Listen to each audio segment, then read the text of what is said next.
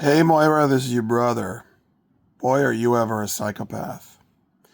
I'm not. Now, we've been through this before, Moira, so I won't belabor the point. You're a psychopath. I'm not.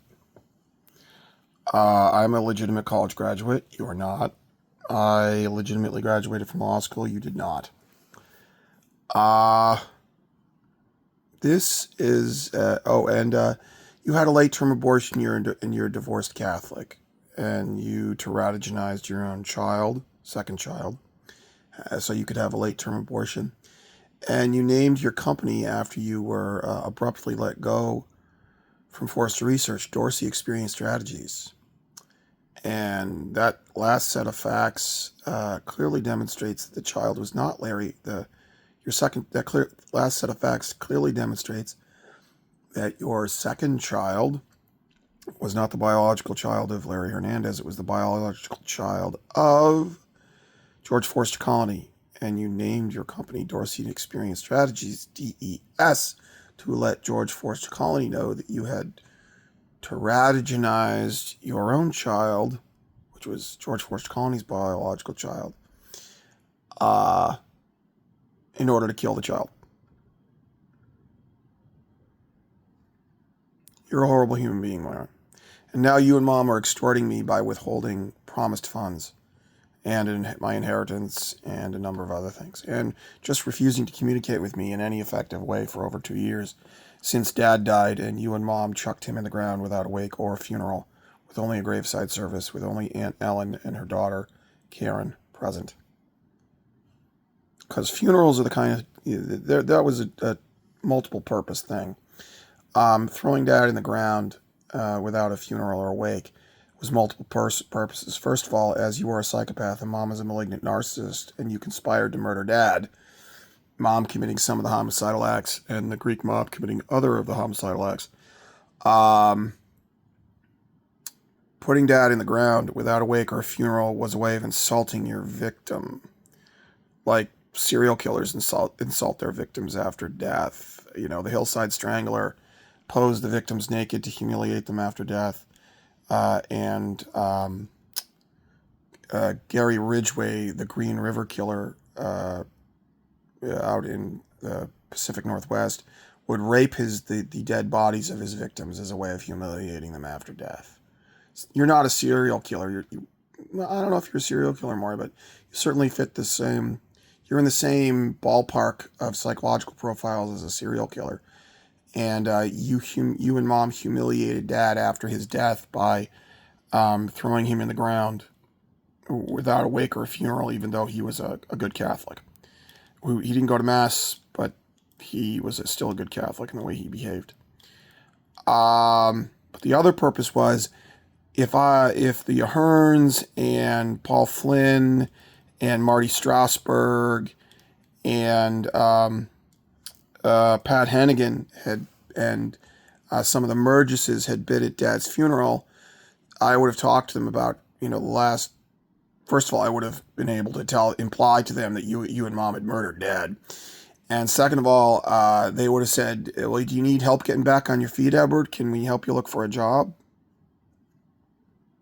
And now, for the last 2 years, you and Mom have been socially isolating me, refusing to effectively communicate with me, and cutting off funds I'm owed. So that's a form of extortion. Cutting me off from all opportunities to make money so I can sue you and Mom in a way that would reveal that you and Mom murdered Dad. That's both a form of extortion and also consciousness of guilt, of homicide. Anyways, let's get down to the point of this video after that 4-minute and 15-second introduction.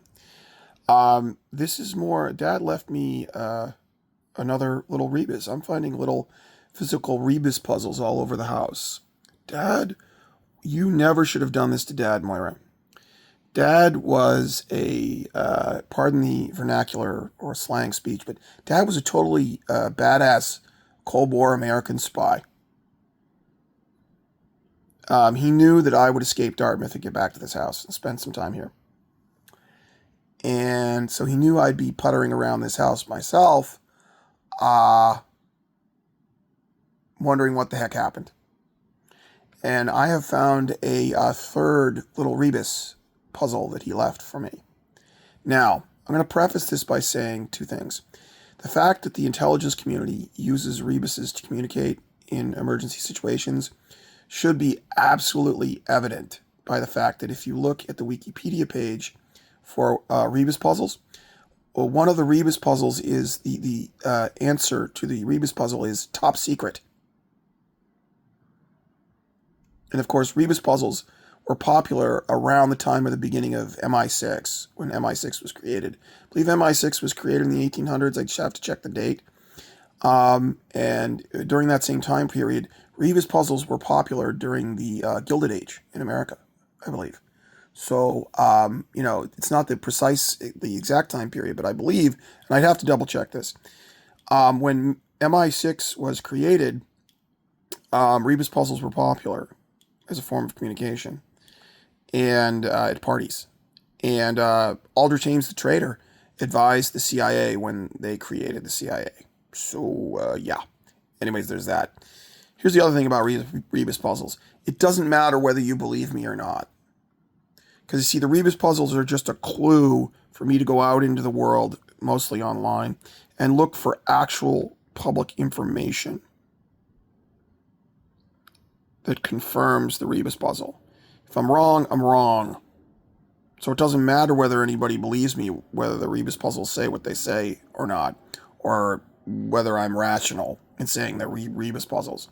I know that they are accurate because I figured out that you don't have a legitimate college education before I found Dad's small rebus puzzle that indicated you don't have a legitimate college education and that military intelligence knows it. There's 3 mirrors in the other room. MI mirror. There's 3 mirrors in the other room, not 4, and they each have their college mirrors. They're Memorial College mirrors, and there's one from Union College, one from Emmanuel College, and one from Boston College. There's not one from Wellesley College, which means military intelligence knows that you do not have a legitimate college education, Moira, that you used fraud and extortion to get through, or bribery to get through Wellesley College. And I figured that out before I found the rebus puzzle that indicates that. I figured it out on my own. Dad, when I see Dad in heaven, I'm going to say, hey, Dad, I figured that one out before I found your rebus puzzle. And he'd be like, simmer down, Tiger. And tell me all the things I screwed up. Anyways, so here's this rebus puzzle. It's 2 books on the 3rd stair on the 1st floor. Right? 3rd stair, truth teller. I grew up in a family where mom has narcissistic personality disorder. You are the golden child, and Dad was the empathic parent. And I am the scapegoat. So you're the golden child, Moira. Mom has narcissistic personality disorder. You were the golden child, and I am the scapegoat. This is a paradigm in human psychology that's classic in probably in both forensic and clinical psychology and family psychology. The scapegoat is always the truth teller. It's always the smarter and more empathic child, too. No offense. And so, 3rd stair, truth teller. And the 2 books are The Soldier by Neil Asher. And underneath that book was Provenance by Ann Leckie. Yeah, Elon Musk should be quaking in his boots over the Ann Leckie Ancillary Justice series, but that's a story about AI for another time.